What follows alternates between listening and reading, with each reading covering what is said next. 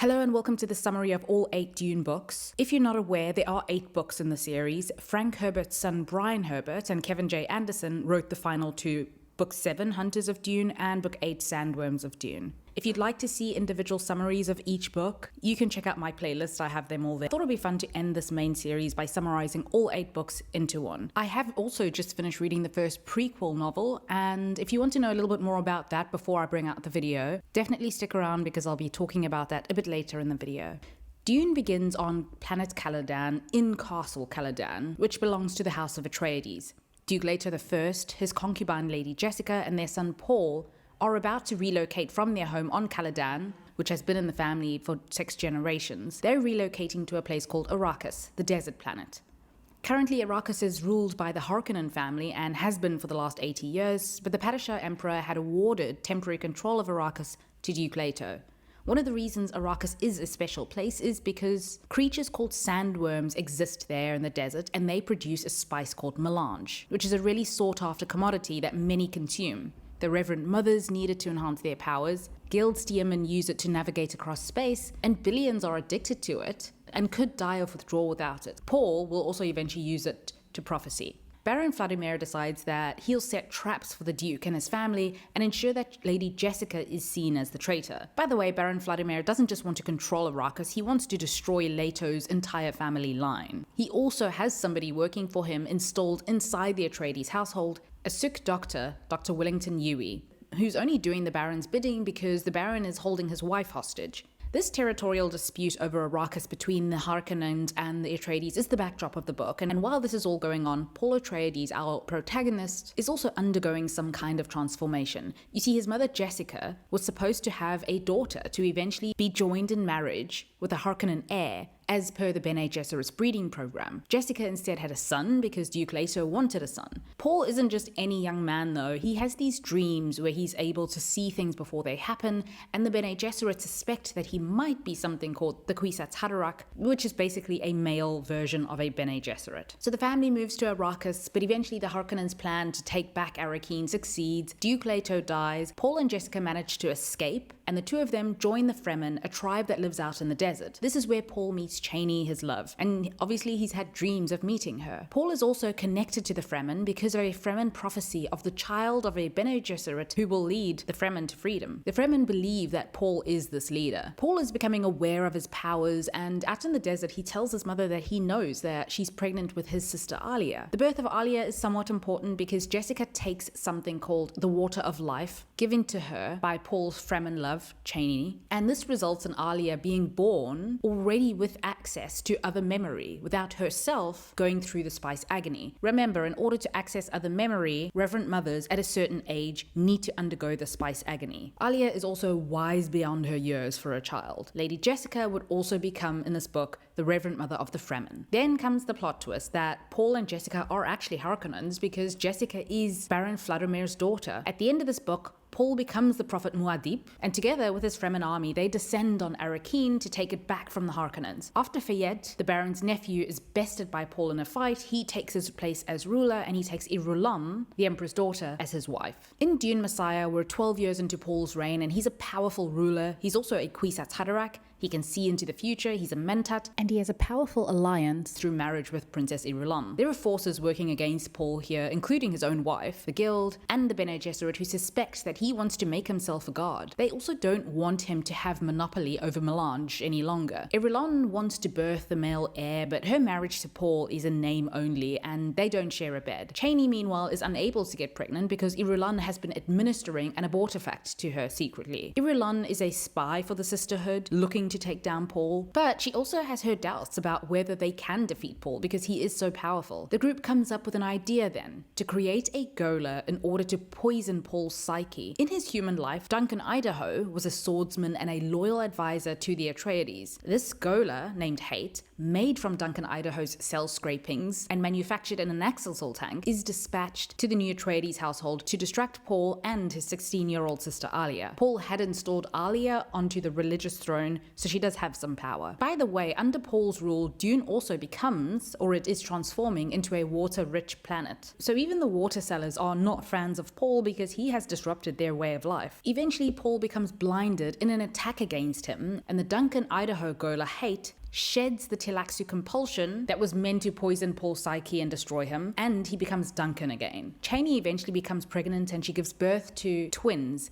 Leto and Ganima, but her body doesn't survive childbirth. Paul, who is blind, eventually goes out into the desert, having exiled himself, which is the Fremen way, as in blind Fremen were abandoned in the desert. Before he leaves though, he makes plans for his twins to be guarded and raised by the Fremen. Irulan defects from the sisterhood, which is a good thing because they no longer have a spy in their Atreides household. She joins the household and teaches the twins. Alia and the Duncan Idaho Gola confess their love to one another. In Book 3, Children of Dune, Paul and Chani's twins are 9 years old, and Stilgar, who watches over them, he worries about them, and he also worries about the state of Dune. The planet is changing, it's no longer a desert planet like it used to be, and the twins are really powerful. Leto even speaks of being his father, and of things that only Paul could have known. The twins can also see the future, but their aunt Alia, who the sisterhood deems an abomination because of being born after her mother became addicted to spice, can't. Part of this is because she often goes into the spice trance, and the twins don't. Stilgar guesses that the sisterhood sees the children as abominations as well, because Chani's body was also saturated with spice, and even though the sisterhood found them abominations, they still coveted the genophage of the children. At this time, House Corrino is also undergoing a plot to take down House Atreides.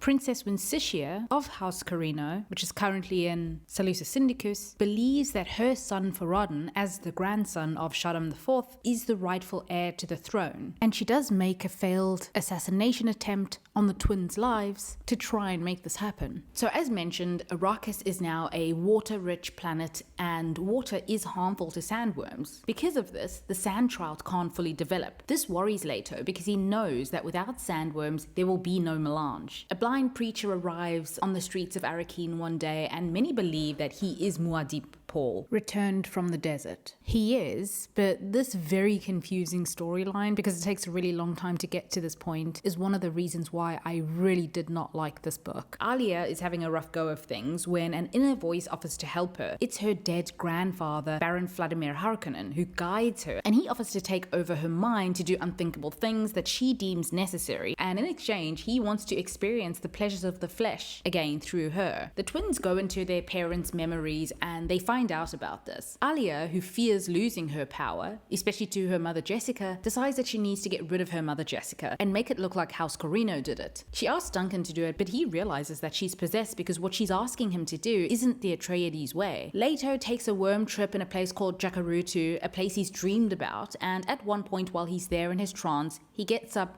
runs off on a sandworm into the desert, and suddenly the sand trout start attaching to his skin, creeping into his skin. He becomes half sand trout and gains powers of super speed. He also gains the ability to control the sandworms. This is the fate that Paul went into the desert to escape. Leto and Ganima figure out a way to control their past life voices, to only access them when they need, and they wish to show Alia, but she's so overwhelmed by the voices, the sudden threat to her position and power, and she's most of all being terrorized by the voice of her grandfather, that she throws herself from a window and falls to her death. Leto is now set on his golden path. In Book 4, the God Emperor of Dune, we're 3,000 years into Leto II's rule. He's a ruthless tyrant, and there are those who want to destroy him. One of them is Siona Atreides, a descendant of Ganima. There are no more worms on Arrakis at this point, and what's left of Melange is in Guild and Bene Gesserit storehouses. Leto has a gigantic hoard of it, but the location is both unknown and highly sought after. Leto is pretty much a sandworm at this point. He still has his face, but the rest of his body is covered in the sand trout skin, which he accepted. He has flippers now and needs to be pulled around on a cart because he is no longer fully human. Duncan Idaho is his Gola, Gola, and he has been reviving the Duncan Idaho Gola for more than 3,500 years. Something that Duncan deeply resents him for, because he's disrupted his natural life. The Bene Gesserit also want to be rid of Leto, and they try everything, even trying to get him to cooperate. Obviously, being a powerful tyrant and rendering the Bene Gesserit to background players, they also want to be rid of Leto and gain their power back. Leto, by the way, wants to turn Arrakis into a desert again. Leto's basically a tyrant and a monster in this book, but we see his humanity when he develops feelings for a young Ixian ambassador, Hui Nori. She has a sadness for him for having given up his humanity, and Leto has a sadness knowing that he could never be with Hui. He even starts to wonder if he could reverse his metamorphosis, and he weeps over it. It's the tragedy of the path he's chosen. The more he turned into a monster, supposedly losing his humanity, the more in touch he is with it, almost desperately wanting to hold on to it. He even finds it increasingly difficult to make those inhumane choices that once came easy to him as a tyrant. Leto asks Hui to marry him, and she says yes, and to him, these emotions are proof that he still has his humanity. Hui does connect with Leto, she loves him, but she does find Duncan Idaho attractive, so she sleeps with him because she still has her human needs. Leto describes then how he became deity of the Fremen. This happened after his sister Ghanima died, and he performed a miracle where all of the Atreides' voices spoke from Ghanima's urn. In the end, just before his death,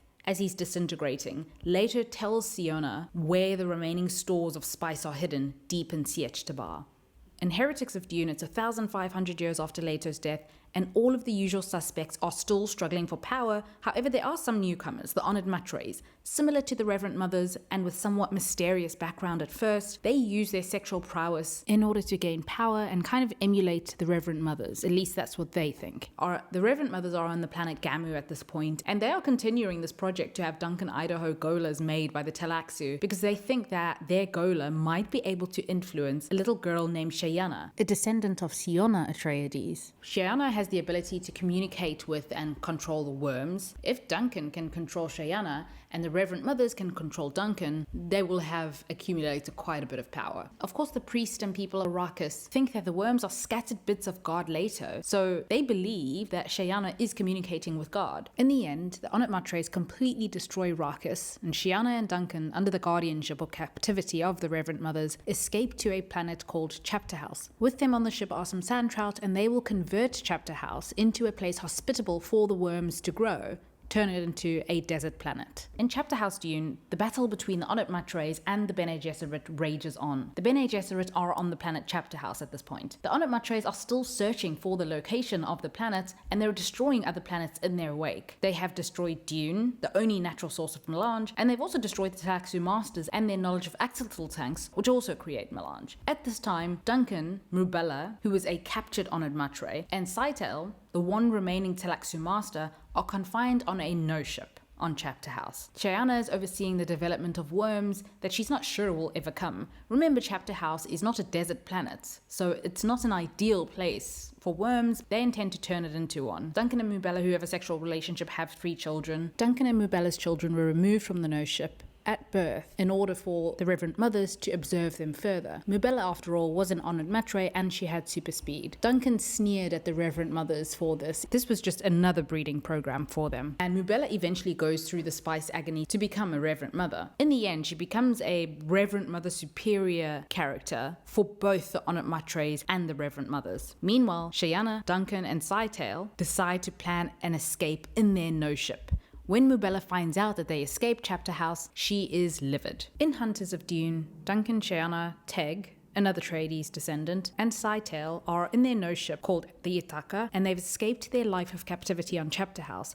But they are kind of lost and untraceable out in space, looking for a home. Mrubella is back on Chapterhouse, ruling over both the Honored Matres and the Reverend Mothers, and she's consolidating power. While she wants to track down the escaped no-ship, she can't, because something more pressing requires her attention and resources. There is a nameless enemy that poses a threat to everybody in the Dune universe. So even though all these factions are continuously fighting against one another, they do all have one single common enemy. This nameless enemy turns out to be the Thinking Machines, back to rule over the humans after their initial defeat 10,000 years before the birth of Paul Atreides. At the end of this book, the stage is set for something called Krelizak, the major battle to end all battles between the humans and the thinking machines. It's built up as this kind of Armageddon. The group on the No ship, led by Shiana, decide to create golas of past important historical figures because they have knowledge that can help in this battle. This is how the main characters of Dune, Paul, Jessica, Cheney, Leto, Liet Kynes, and others come back in this book. I did not like this book because a lot of pages were spent building up to the great battle, but since half of Sandworms, the next book,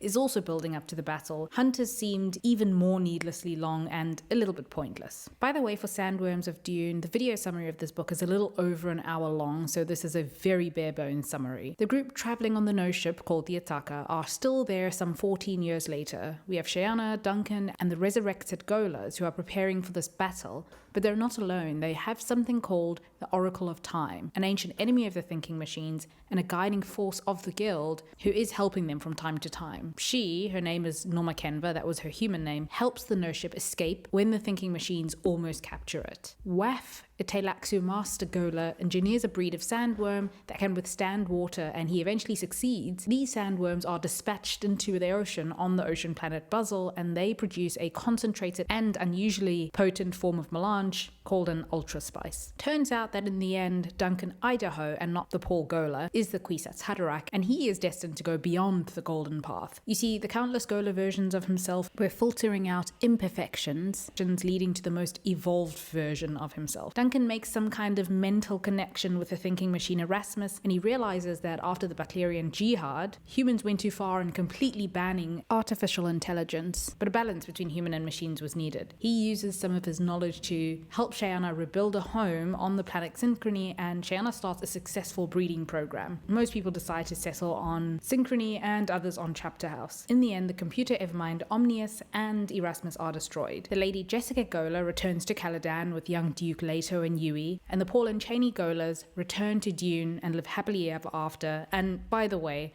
Rakas also finally has sandworms again. So if you're a bit confused by the thinking machines and what really happened in the Butlerian Jihad, you're not alone. This book really piqued my curiosity enough to immediately start reading the first Dune prequel novel, The Butlerian Jihad. This is set 10,000 years before the birth of Paul Atreides. We get to see what the universe was like when the thinking machines ruled most of the humans, and the humans were enslaved. Of course, not all of humanity is enslaved though, and it is on Seleucus Sendicus where we find Serena Butler, daughter of Viceroy Butler of Seleucus Sendicus. She and Xavier Harkonnen form some part of the resistance that seeks to destroy the robots enslavers. I really enjoyed this, and I'd highly recommend it even if you didn't read books 7 or 8. Anyway, I can't wait to share more when I start the Dune prequel video series. And yeah, that's it for this video. If you have any thoughts, feel free to share, and thank you for watching.